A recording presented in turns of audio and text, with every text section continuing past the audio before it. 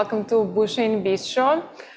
It's a special edition, actually. Usually we feature various cuisines paired with the beautiful Bouchaine wines, but today we are going to discuss the wine and cheese, the perfect match, philosophy behind the wine and cheese pairings, and how to create the perfect cheese board for your next party. My name is Maria. I'm a state sommelier, but even more important, I have a great passion for wine and food from all over the world.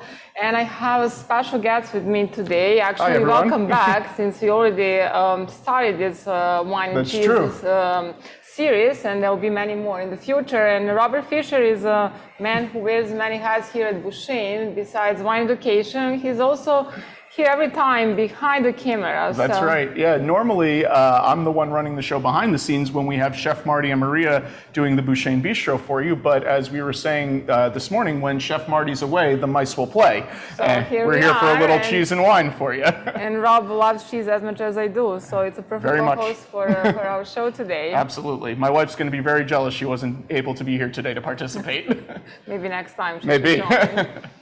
And of course, if you have any questions, during the show, feel free to ask. Yeah. We love this to be interactive, not just us talking. Absolutely, yeah. I'm pretty excited about our cheese selection today. And usually how you start is how you actually buy the cheese, right? You go to the store, there are hundreds of cheeses. You cannot pronounce half names. You end up buying always the same ones because you already know them. But how to explore and learn, because wine and cheese world are very similar in that regard. There is always something new to learn and find new ones. So what do you do when you go to buy the cheese? And that's something too. It's just going to be a great takeaway from this class, is trying to demystify the cheese buying or wine selection process when you go to the store. So for myself, I know there are certain things I like, and I tend to stick to those. I kind of also think of, what am I going to be drinking tonight in terms of which wines I'll be having? And, luckily I happen to work with the great Maria. I know a little bit about wine and cheese pairings and food pairings. So I sort of stick with the idea of textures and flavors and that, but I would love to know also how to just branch out more and certain things to look for, and how that then can give me indications of maybe there's a new cheese I've never seen and something I might like. And we can go beyond the labels, so not even be familiar with different names. We can actually just look at the cheese and already have an idea about the flavor, texture, intensity of the cheese. So if you look at the cheeses we selected for today, for me, just looking at the cheese number one, which will be the Bergamino De Buffalo, I can see that that cheese is very, very white, and that's something very typical for buffalo milk, as well as for the goat milk cheeses, since they don't absorb the carotene. Then I see this rind. This is called Bloomy Rind. It's very typical for brie, double cream, triple cream cheeses like Brie Savarin, Dulce de Bourgogne, Saint Andres. So I already know that this would be very creamy, very rich, very kind of almost like the texture of the cheese. And of course goes amazingly with a sparkling wine, but we can talk about it later. That'd be my first thought too, but yeah, we'll get into that for you all. And then we see this really pretty cheese, looks like a little cupcake. It's very cute, right? Yeah, it's really cool looking. Wrinkly rind. So wrinkly rind is often found on goat cheeses. So this one, it's actually called Latour. It originates from Piedmont, from Italy, and it's made of 3 different milks. It's a cow, goat, and sheep milk.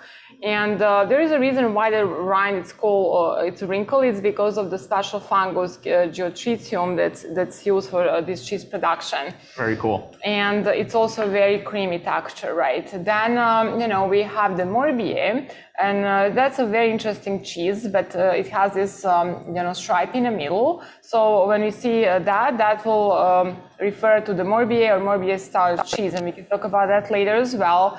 Then there are a lot of cheeses with different rinds, so something to consider when we have a wine pairing, because the cheeses can be delicious on its own, but it can be challenging when it comes to the wine pairing, because that will certainly influence your wine. So this is a cheese called Majorero.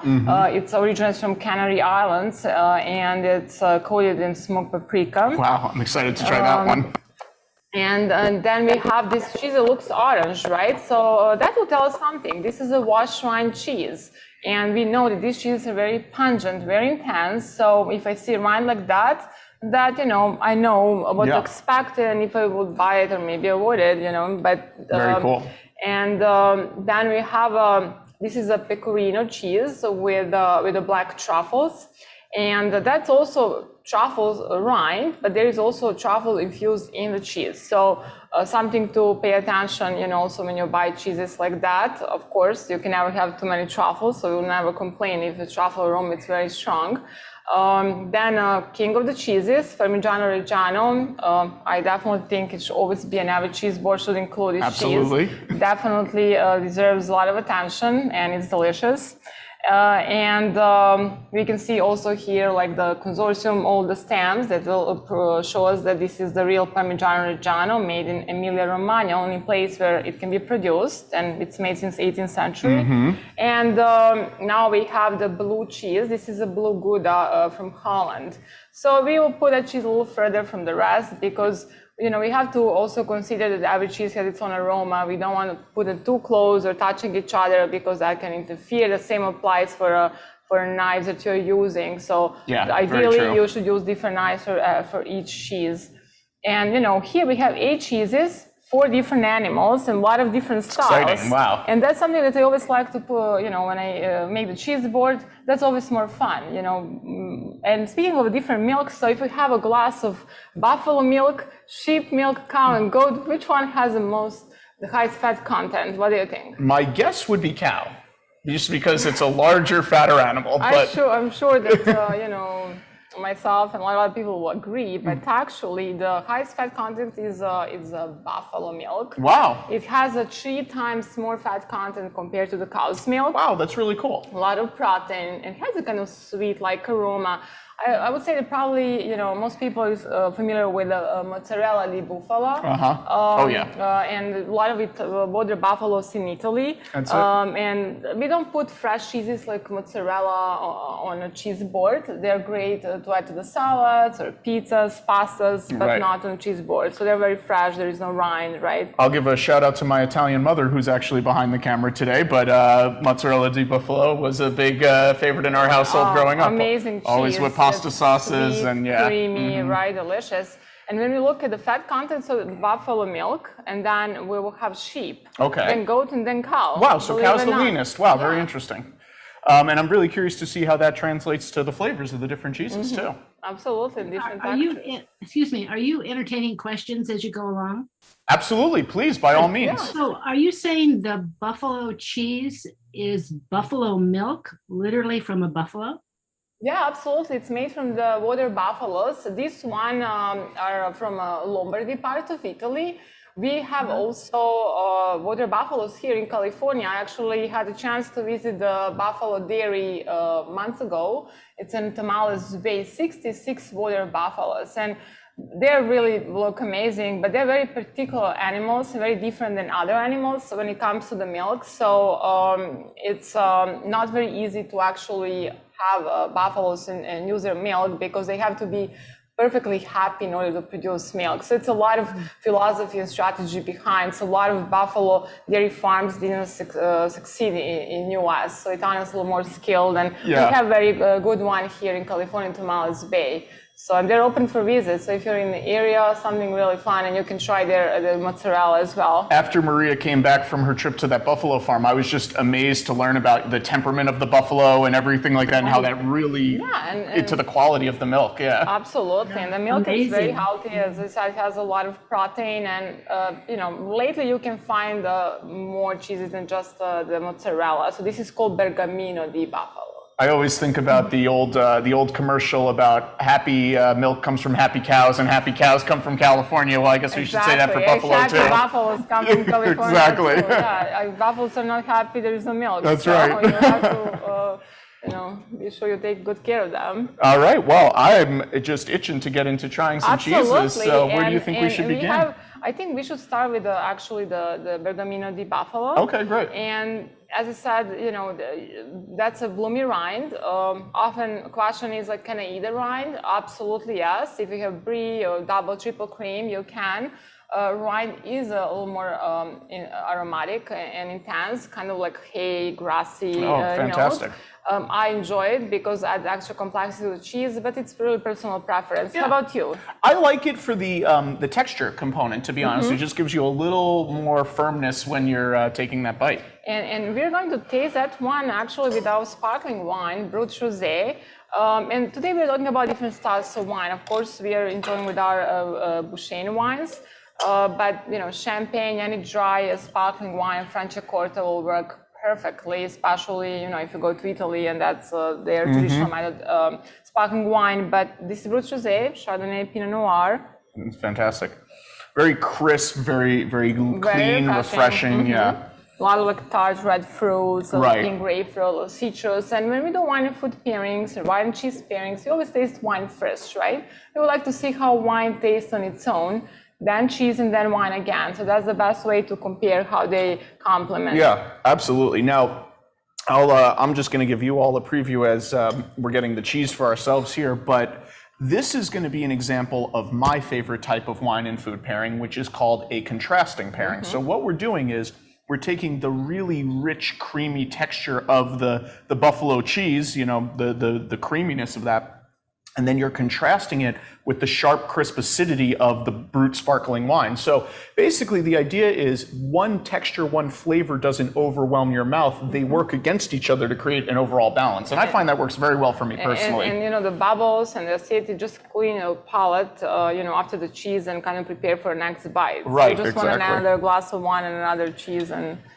it's a never-ending story. That's the perfect example of that. There you are, Maria. And we use the neutral crackers. You can also use baguette. I will personally avoid any crackers they have like spicy, dry fruit, so that can also interfere with your wine. So neutral will be the best, and that will be the best way to highlight your cheese as well. Alrighty, cheers. Cheers. This may sound silly, but for anyone who's not aware, you taste with your nose much more than with your mouth. So it may seem silly for me to do it on camera, but I will absolutely be smelling the cheese as we eat it. And I learned that. I did a cheese specialist course with University of Vermont, and they kind of opened up that to me, and actually I understood how wine world and cheese world is similar, in many levels. Speaking of terroir, right? We are talking about terroir for wine, sense of place, soil, microclimate, elevation, all that influence the final flavor profile in a wine. But we can talk the same about the cheese. The same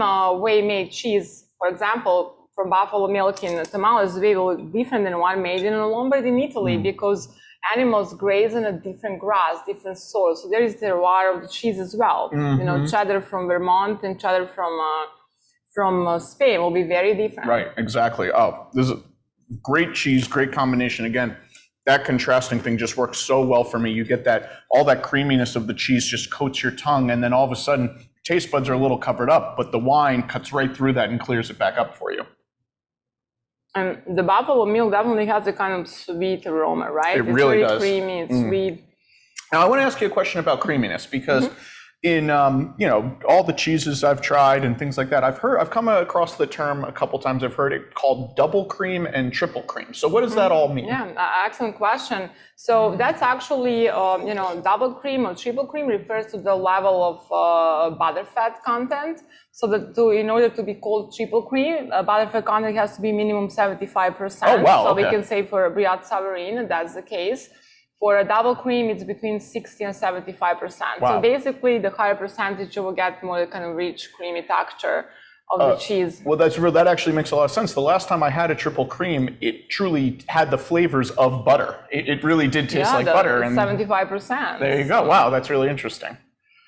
All right, well, that was a fantastic combination right there. I really like that one. I will enjoy it. And, as I said, sparkling wine, any crisp whites. If you would like complementary pairing, you can go with like a richer white. Yeah. Maybe some, our high Chardonnay, something with a little more creamy texture. So you will pair that. But always be sure that your wine has a really bright acidity. That's very important. Huge, it gets overlooked and not talked about all that often, but the acidity level of the wine is what really makes it work well as a food pairing choice. Exactly. Yeah. Wow, I'm very excited to taste that Latour cheese. It looks like a pastry. What a beautiful thing. Really nice kind of little little cake. And it's something interesting, you know. Cuts like a cake. If you don't finish it, you put it in a cheese paper, right, to protect it. Oh, but yeah. if you leave it outside of the paper, it will actually turn firm and you can grate it. All right, so I'll give you that right there. Give us another cracker to use. You are. Now, right away, I'm seeing something very interesting with this cheese. I'll turn it for everyone else to see.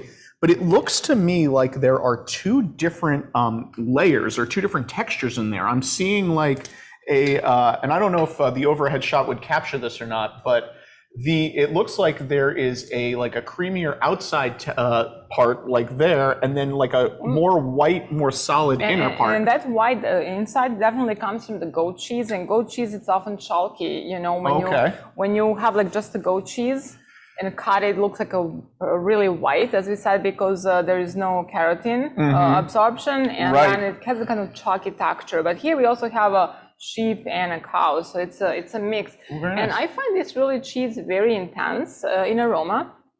It's very earthy, much more than the buffalo. Intense, very earthy. It will go perfectly with the sparkling wine as well. Very nice. I'm sure it will go well with Riesling or with our Unoaked Chardonnay as well. Both also very nice crisper style wines. And what is the name of that cheese again, please? Latour. LATUR. Oh, Latour. Thank you. And you know, when you see the store, you can see it's packed in a little, comes in a box actually. Looks like a little cake, really. And do you serve them all at room temperature? Nothing cold, right? So that's actually a great question. You know, the wine and the cheese, they really need some time to breathe and open up, and you know, air would definitely help to release more flavors. So we do take soft cheeses about 30 minutes out of the fridge and out of the wrap, right, before serving. For hard cheeses like Parmigiano Reggiano, 1 hour. And you will really see the difference when you just try them, you know, when they're out of the fridge right away, and later they really need some time to breathe. So I took them about 30 minutes ahead of time for the softer ones and about 1 hour for the hard cheeses. Wow, that is just incredible flavor. And the texture is amazing. It's mousse-like, right? Almost like eating an ice cream. You just want to get the it really melts in your mouth. It's unbelievable. And then there's just a much sharper flavor to that, more even of a tartness compared to the buffalo. Very kind of like a mushroom-like. I get a lot of that earthy flavor. Kind of mushroom powder. Absolutely, yeah. So, but I think like if it's on a cheese board, it's usually first cheese to disappear. Everybody loves it. I find that actually works very well with the Riesling for me, because you're getting that little extra tartness, you know, quality of the cheese, and then you get the very light sweetness factor of the Riesling really works well. And again, we have that acidity from the Riesling that it's really high, so really cleans your palate nicely. And saltiness from the cheese. Salt is a turbocharger for flavors, so you know, salt will always enhance the flavors from the wine as well. So that's also, good. So everyone who makes fun of me for putting so much salt in my food. I love salt, and I have a big salt collection.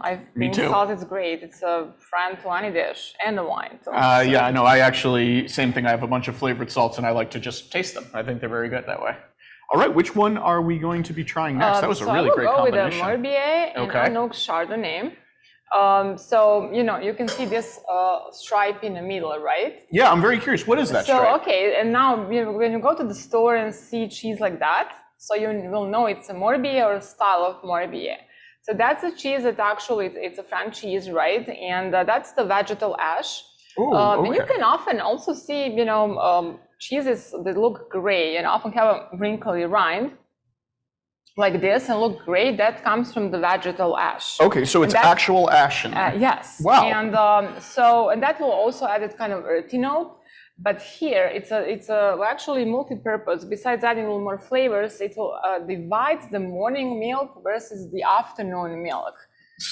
How amazing so the same is that? Cows, just different milking times. Exactly. Wow. And you know, when we talk about wine and cheese, we said, okay, like we have a terroir, right? Terroir for the wine, terroir for the cheese. Right. But then we also have seasonality. When, you know, is it a spring cheese or it's a fall cheese? Because animals graze on a different vegetation, fresh in spring versus dry vegetation in fall. See, now I knew there was a difference between the seasons, like what types of grasses they're eating. Time of harvest. But time of the day also, huh? That's really incredible. Yeah, so Morbier, it's always morning milk and evening milk. That's pretty great. Wow, okay. So that's basically stripe divides these two different layers. And it's also, when grapes is harvested, the same Pinot Noir harvested earlier or later will have different flavor profiles. So that's very important. Wow.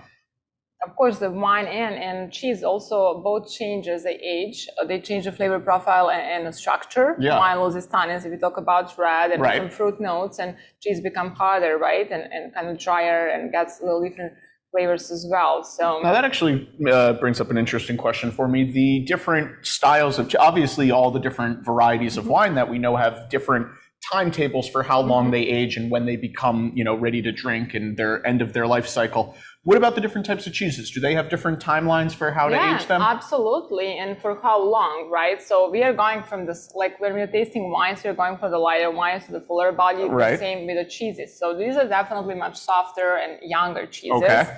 Also, mozzarella will be fresh cheese. Not that these ones are not fresh, but there is no even rind because they are so young, right? And then we will have cheese that are aged more like 6 months longer than Parmigiano. It's aged for 24 months, but they can be longer. So we can talk about it. Okay, great. Well, I got to try some more BA. Yes, try with some Unoaked Chardonnay. Sounds like a great combination. Chardonnay will be something that can be called old world style Chardonnay. So definitely aged in a stainless steel, doesn't have any oak notes. So it should be very light, very crisp. Very crisp, very citrusy, right? Very big time kind of lemon citrus. and green apple.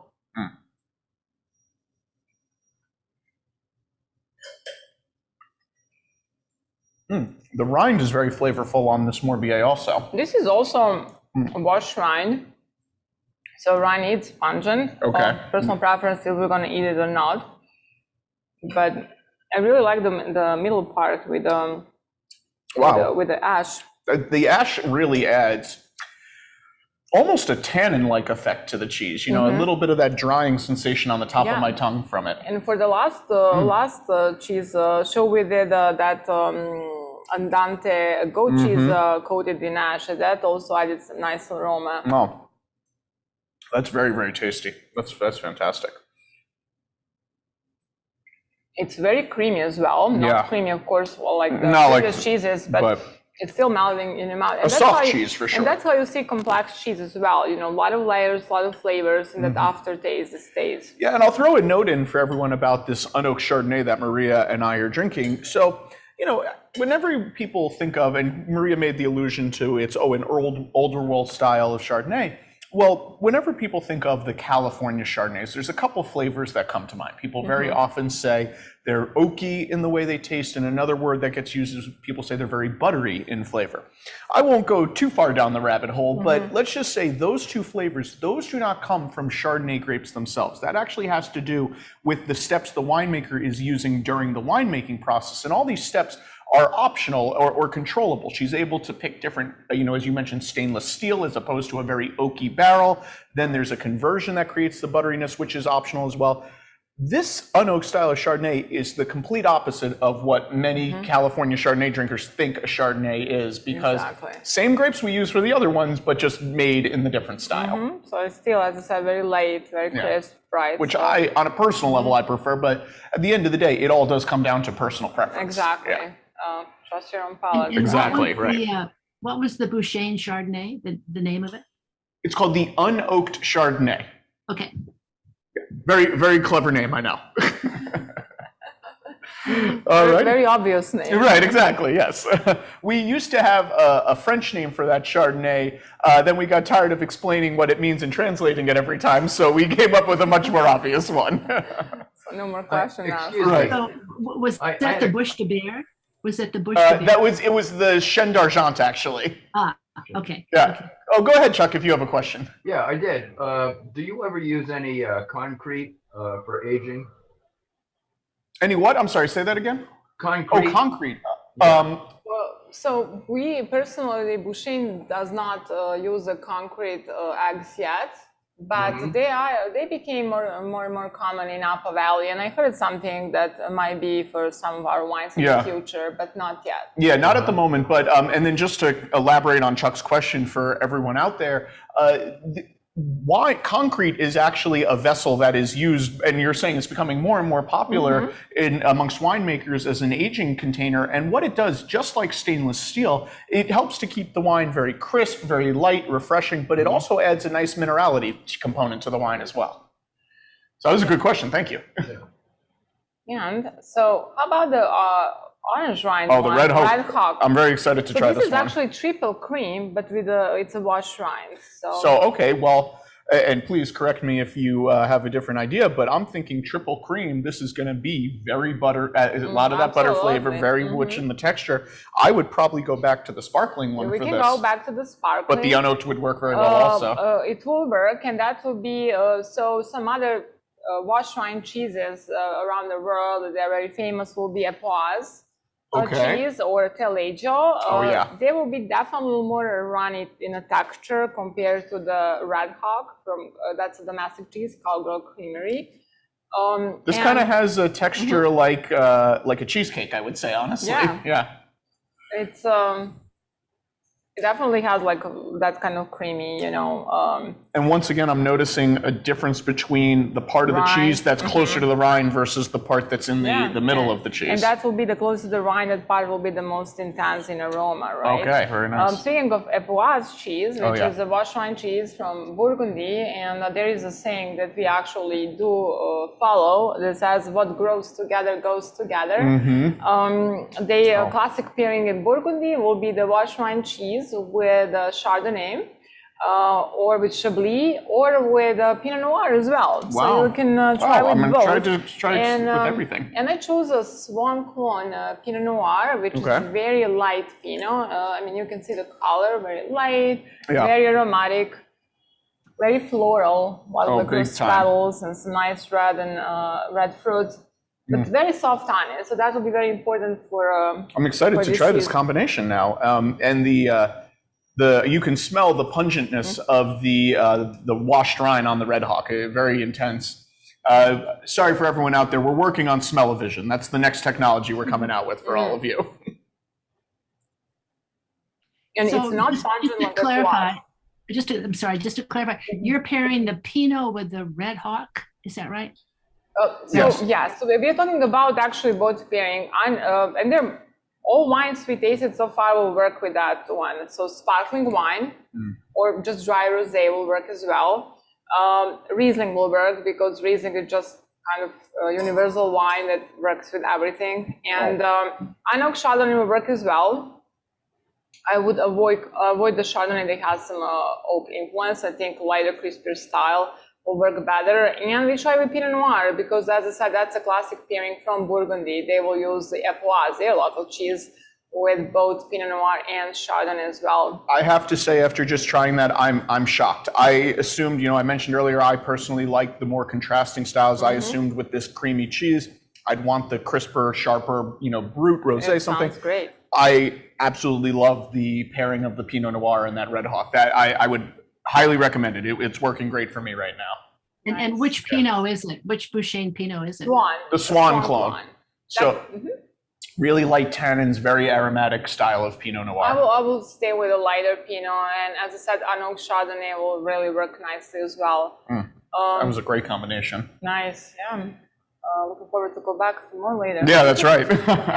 So now, let's try the truffle cheese. Okay. Now, I'm very curious to learn a little bit about how the truffle cheese is made. Are they just slicing truffles and putting it in the milk when they make it? How does that all work? So actually, this is Italian cheese, right? Sheep cheese, pecorino, and it has black truffles in it. So definitely something, and it's on a rind and in a cheese. You can see this beautiful marble. So something to consider when we are looking for the wine pairings, right? Because that will provide a really, really great aroma, but very intense. And they actually made the cheese first, and then they inject the truffle paste. Oh, really? So it's a black truffle paste. And the flavor profile, I suggest to take a piece. I'm going to very happily do that. And inhale. The smells amazing. Wow. Smells like walking through the forest. So basically, the truffles have that kind of like aroma of the really like very aromatic mushroom earthiness, the umami, damp forest floor, the umami, forest floor, exactly. So it's like really very complex.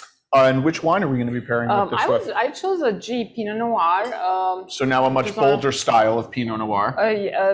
But still kind of not very fruit forward. Definitely you taste that Carnero's sunshine, right. But a lot of earthy notes here as well. Especially when wine is aged, it will lose its fruit note and gain much more earthiness. So I think the G will work really nicely with truffles or wild mushroom risotto with fresh truffles too, with some.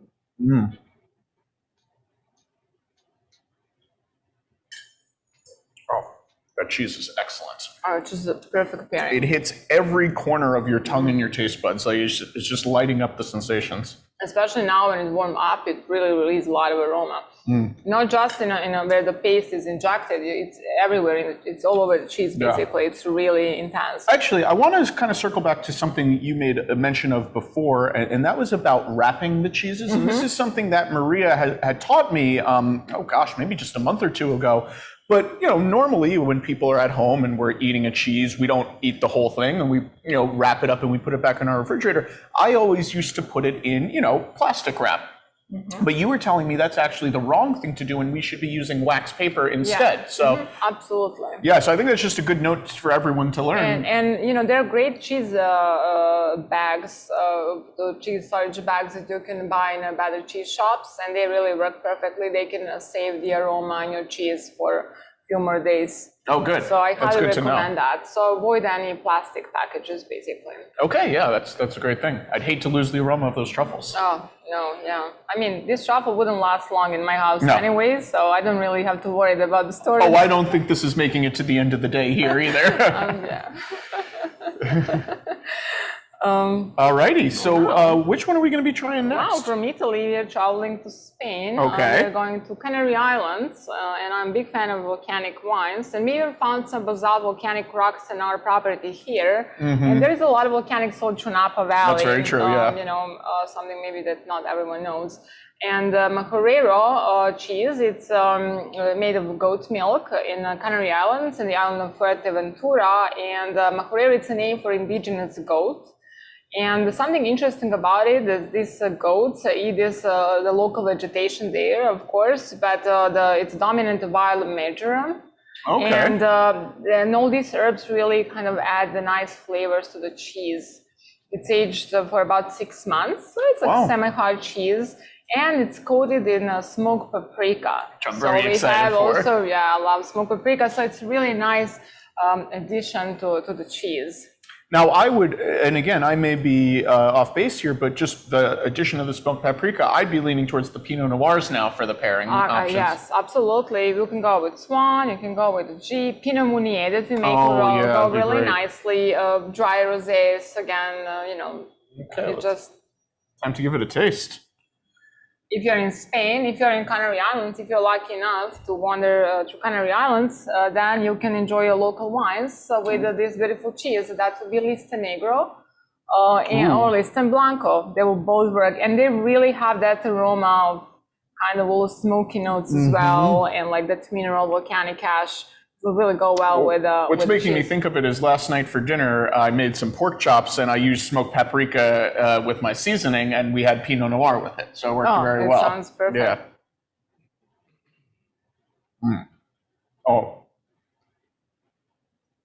Very strong paprika flavor Very strong too. paprika. So yeah, so as you said, it's edible. I think it's delicious. Oh yeah.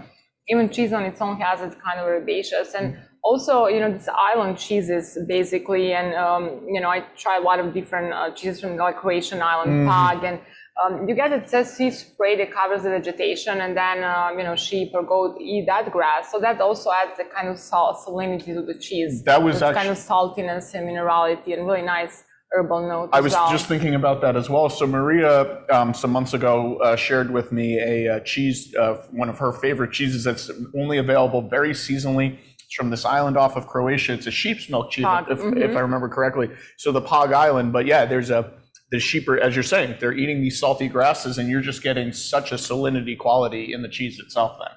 Yeah, it's amazing. As I said, again, terroir of the cheese. Now we are coming to the king of the cheeses. The best of them all. Yes, they're all delicious, but I do especially love the Parmigiano Reggiano. That's right. So, as you said, it's made only in Emilia-Romagna. Every cheese will have to be stamped by the consortium, so that's the sign that it's a real cheese, and it's they use the same ingredients since 1800s. Basically, it's a milk, but the cows have to graze only in a mountain vegetation in Emilia-Romagna, and it's rennet and salt. Now, what is that? I've heard that word a couple times before. What does that rennet mean? So rennet, it's actually it's an enzyme that it's found in the stomach of the lamb or calf of the animals, right? Wow. And it's actually coagulates the milk. It helps to make the cheese. Wow. Okay. Your milk to the cheese. If you want to. So that's an ingredient in cheese making is actual enzymes from the baby cow's stomach. That's how they long time ago actually discovered and made the first cheese, because they were transferring milk in the stomach, right, of the calves or lamb, and they noticed that the curds start forming. So.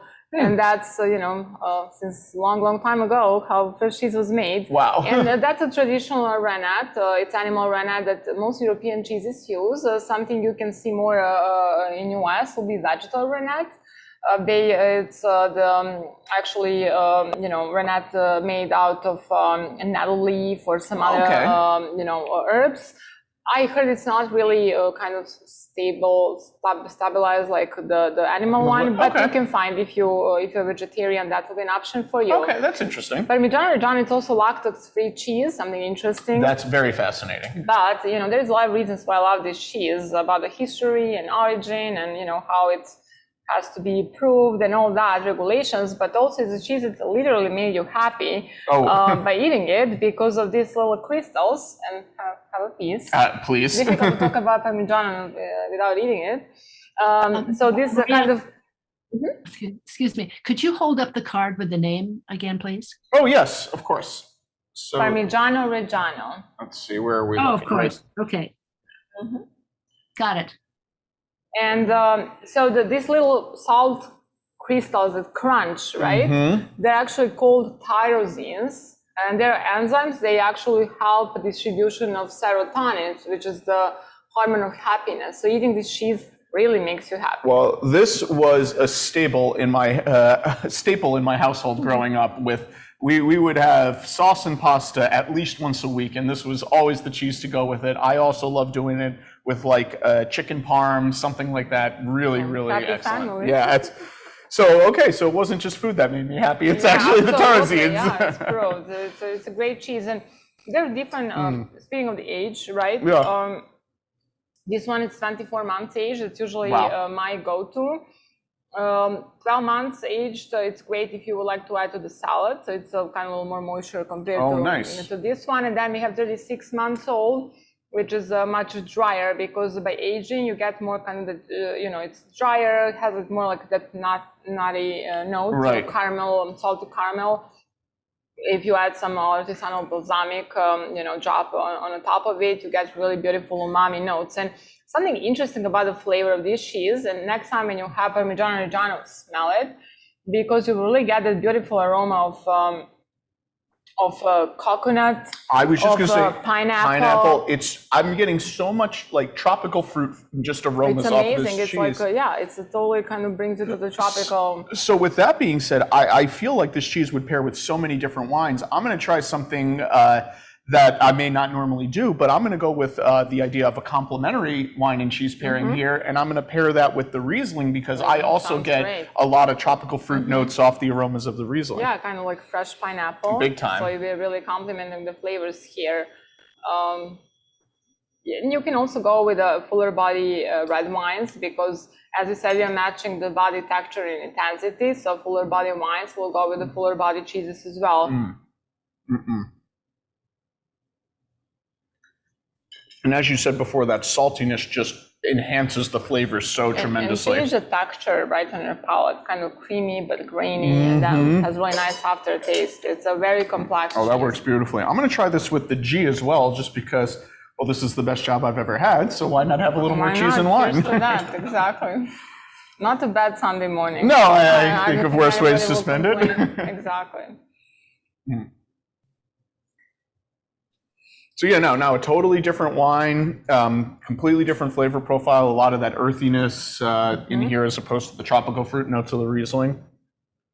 And the saltiness, basically salt, fat, and protein, really do a magic with the tannins in a wine. Even Pinot Noir, it's a lighter tannin structure wine, and still the cheese will just make tannins even lighter, silkier. And you can notice that, especially when you have fuller body red wine, how the tannins become just like so soft, compared to before you taste the cheese. Well, I'll just tell you right now, those 2 sips I took the sip of the, as you always say, taste the wine first, then I had the cheese, then I had the wine again. The tannins were nothing compared to that first sip with the second sip with the cheese in my mouth.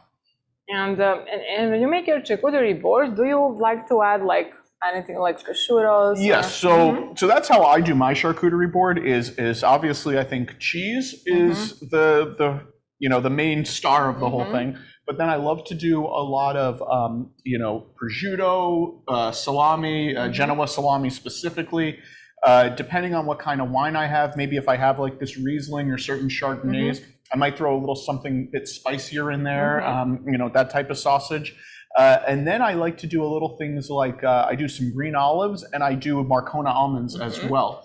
But what are some things that people should, and again, as Maria and I keep saying, it all does come down to personal preference and what flavors you like and what you're trying to have that day. But are there any things you would recommend to people that they should really kind of avoid putting on their cheese and charcuterie platters? So yeah, definitely, your board will change depending if you have a wine and what kind of wines. Great for Marcona almonds, because if you use almonds with the skin, that can cause a bitter aroma in your wine. So Marcona, cashews, something without skin will be great. But then also, prosciutto, salami, it's a great addition. Anything or just turn it on. I can often see, on a brie or brie at savarin, some jams and honey. I think they're delicious if you just enjoy the cheese. Right. But if you have a wine, I will certainly avoid that combination because your wine should always be more sweet than your food. Right. If not, that will basically, if you put honey on the cheese, that will really mute the aroma from the wine and make wine bitter and sour. Because why do we pair wine and food? We want them to complement each other, to highlight both, to enjoy them. So they should always have this complement. So I would avoid any kind of jams and sweet additions. Let me suggest a great alternative for everyone out there is if you do want to do something like a cheese with like the honey type flavor combination, we at Bouchaine, and you can find them elsewhere too, we do something that's called a late harvest wine here, also known as a Sauterne in France. And basically, in my mind, it has very strong honey-like flavors to it. So, hey, eliminate honey from the board, bring in the Sauterne, and there you go. Exactly, or your wines, if it's sweeter than what you're having, that will work fine. And now we have a blue cheese, and we kind of set blue cheese a little further than the other cheeses because this is a blue Holland, and this is not the most strongest one, but it's definitely in the family of Gorgonzola and Stilton and blue cheeses. And we left the cheese for the end for a reason, because it's a definitely very pungent cheese. And if it started with that one, that will kind of color your palate for all the other wines and cheeses.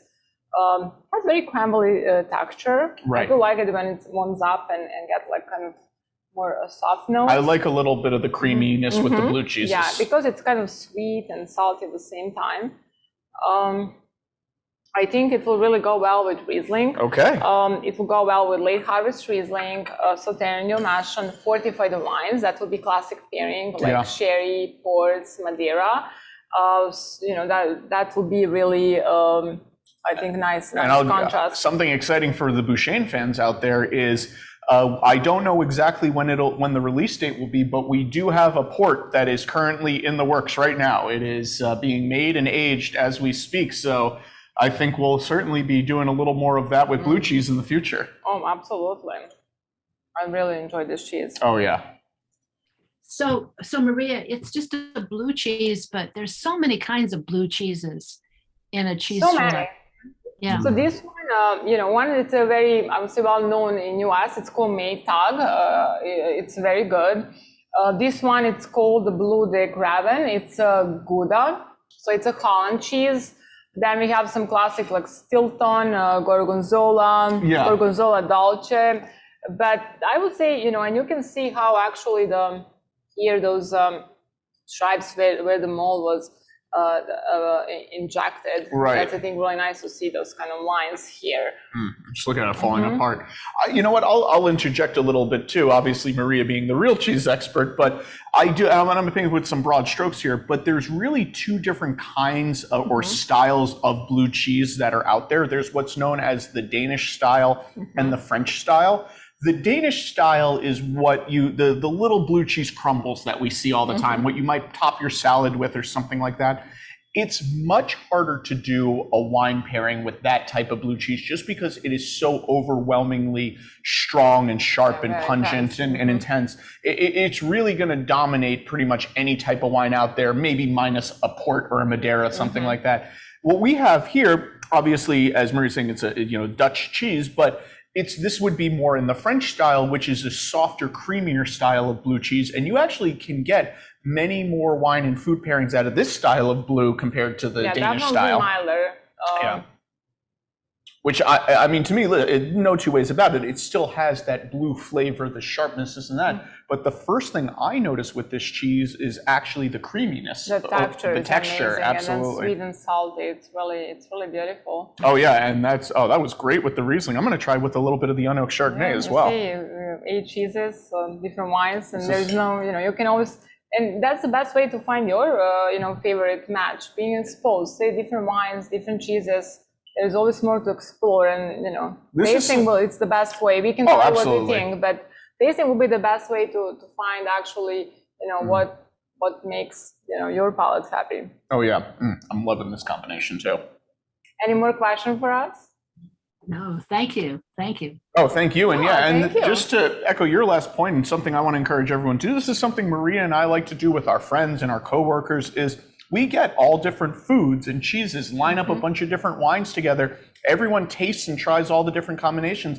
And it's amazing, but it's like clockwork. We always have different opinions about it, about what our favorite combination was.